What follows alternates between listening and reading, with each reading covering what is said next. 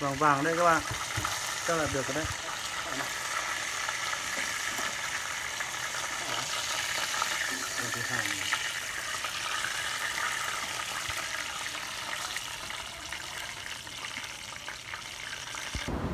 Đây là món dạ dày nhá các bạn nhá.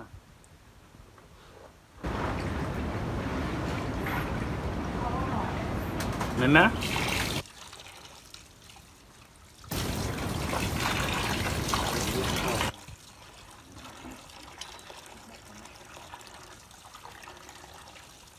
Đấy nền nhỉ. Nào. Giờ lấy muối với giấm bóp bóp qua đi được không? Sấy vào. Mình cứ thử bóp ban này mình đi sấy lắm cho đấy.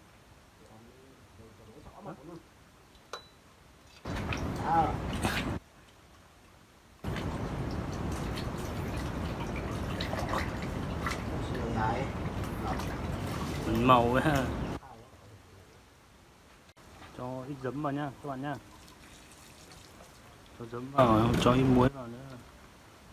Bóp cho nó sạch đi là được. Ấy cứ mà em.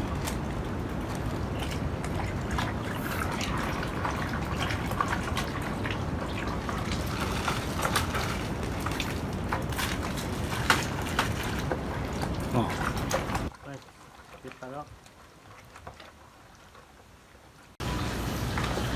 Cho gia vị vào nhá. Cho hành tỏi này, lá măng mật, bột canh, mì chính, nước mắm này.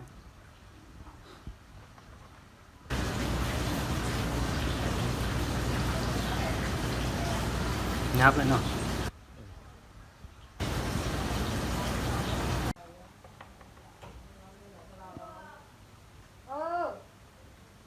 Ít muối này.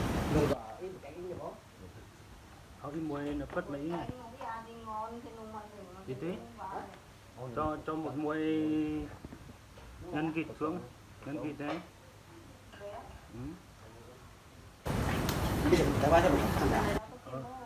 Đi láo lên đồng mấy này. Của nó đi tuyệt vời nhé. Kẹo 2.000, 3.000 kẹo được cái giả. Làm gì có kẹo gì, không biết kẹo gì hay là ba bên kẹo thôn hay là cái số Mang lên nồi để chiên nhá.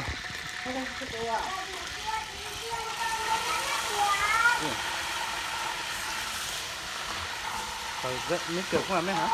Nước kiểu mà bố. Hả?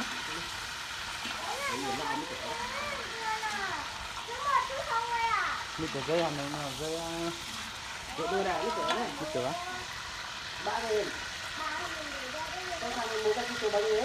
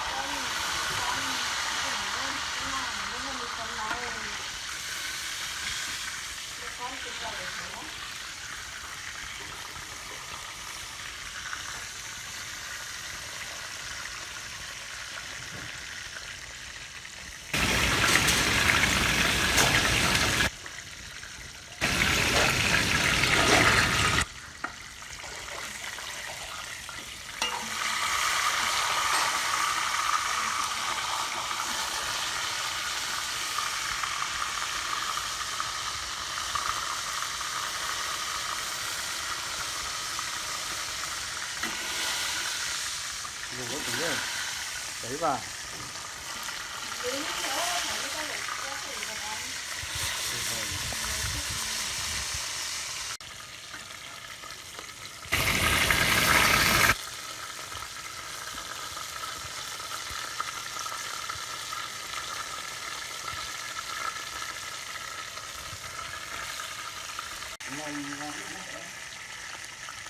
Vàng vàng đây các bạn, chắc là được rồi đấy.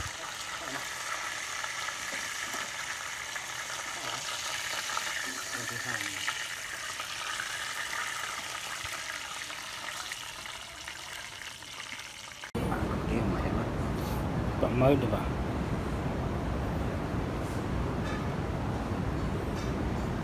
nên bị chẹt cầm nếp vào đây vừa kẹt mới được đó.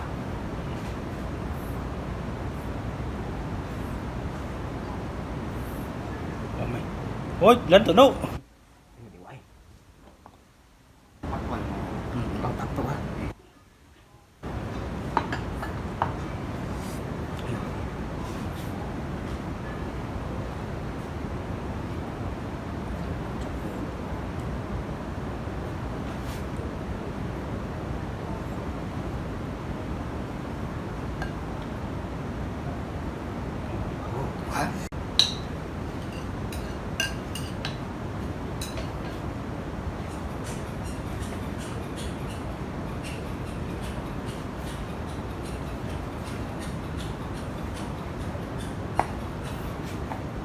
này họ ao đất chảo phí tấm đừng cháu còn lưng chích nữa là bày hết à.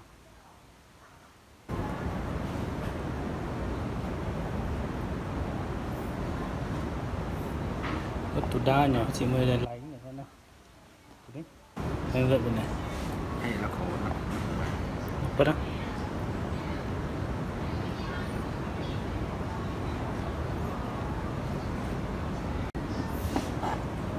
Thử miếng nữa.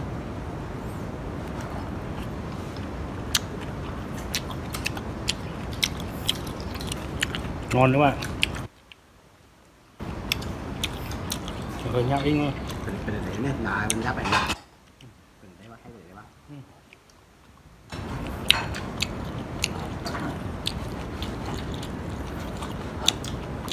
Khi nào ấy? Khi nào?